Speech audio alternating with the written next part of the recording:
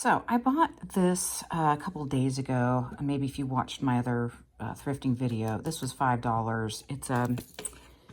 It's the cutest little Italian, like framed little print with like velvet around it. I think it's probably Florentina, the Italian, like from the 50s or 60s.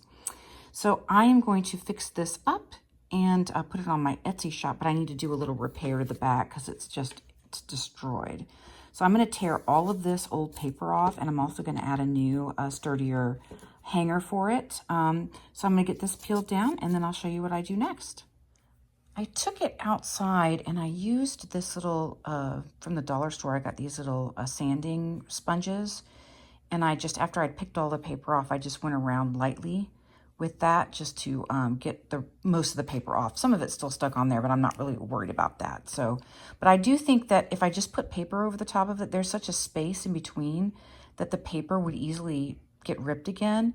So I'm gonna take a piece of, just a scrap piece of cardboard, and I'm gonna fill in this void area with another piece of board. I'm just going to use a ruler and measure it with my ruler, and then just trace it out onto a piece of cardboard to cut with scissors and put it in there. The overall height was 12.5, so I did 12.5 and then found the midpoint, and then the overall width was 9.25, so I found half of 9.25 and then did half here and traced it out. So I've got that fitted. I'm going to need to make sure that it stays in there. So I've got a stapler that I'm going to put a couple of staples, or I'm going to find a couple of little tiny nails, and I'll just make sure that that's secured in there with a hammer and nails or my stapler. And I'll show you in a minute. Yep, so I'm going to go ahead and just hammer in each edge one little brad. These tiny little brads, that's what they're for. And then I have this hammer that's for these little brads. Yeah, you can just get them at the hardware store or at, I got this at the hardware store. I got the little brads at Hobby Lobby.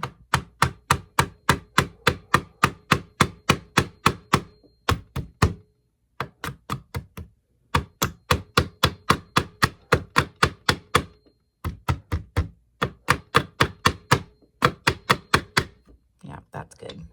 About like that.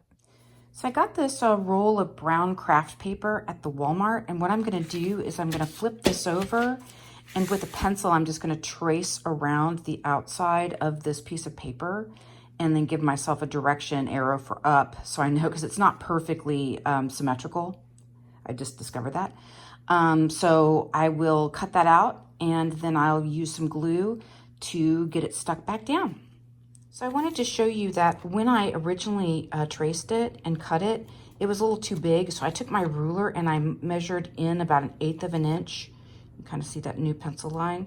And that's the new line where I'm going to cut. And then that way it will be a little inset, and I won't have the possibility of having any of the paper hanging over the edge that I then have to trim away with a blade or anything. Now you could also make it significantly bigger, glue it down, let it dry completely, and then just go along the edge to trim away the excess with a blade. That's another way of doing it. This way it sits just to the inside edge of the frame on the back here. And so next step is to glue it down. I'm using Aleene's tacky glue today. This glue is great because it really does get tacky quickly, and I don't want to have this really thin paper sitting with moisture on it too long. If I had a perfectly smooth edge, I could also probably have used double-sided tape, but this has a little bit of residue on it, so I'm thinking that the glue is a better option. So what I've done is and this is a great trick, if you squeeze some of the glue out onto a surface, I've got it on a paper plate here, this is gonna allow it to start getting tacky even faster, so that you have very little time where your paper, the thinnest, most delicate part of this crafting project is, I just don't want it to get moist and then have ripples. So I'm probably still gonna have a few ripples, but I'm trying to avoid it as much as possible. So I'm just gonna apply a very thin coat here, and it dries clear. So I'm gonna do that, and then when I'm done getting that all the way around, I'll probably just do one side, get one side down, and then do the other side and stick that side down. Okay, so I spent a few seconds just kind of pressing it down, and there's a couple little places where the moisture got into the paper and it's ripply a little bit, but I think that that'll be just fine. At least it's stuck down, and it's lined up. And now the next thing I'm going to do is I'm going to add a new hanger at the top when it's dry so I don't mess it up.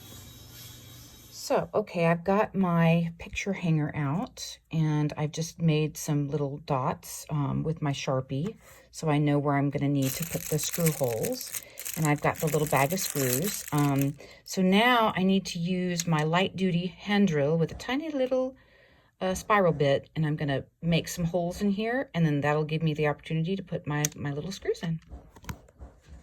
So I have a very small Phillips head screwdriver that I use for this purpose from when the kids were little and they'd get gifts that had the little, you know, cover where you had to put the batteries. Yeah. Remember those days? No, I found it. It turned out so cute. And this is what the new back looks like all fresh. Very, very pretty. And the little hanger. And yeah. So it's all ready to be put up on the wall. I just wiped it down. Get a little bit of, yeah, very cute.